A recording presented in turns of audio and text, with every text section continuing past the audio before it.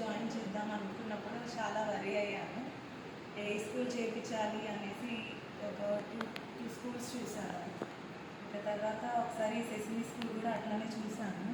చూసినప్పుడు చాలా ఒక 1 day స్పెండ్ చేశాను టీచర్స్తో. ఇక్కడ ఎన్విరాన్మెంట్ కూడా చాలా బాగుంది.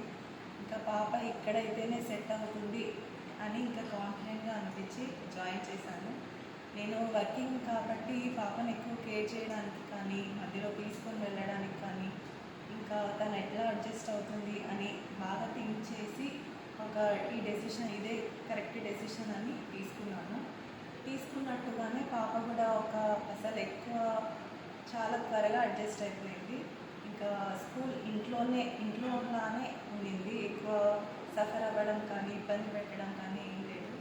సో చాలా హ్యాపీగా అడ్జస్ట్ అయింది. నార్మల్గా ఉంటుంది, బాగా నేర్చుకుంటుంది. ఫస్ట్కి ఇప్పటికి కూడా చాలా చేంజ్ అయింది పాప.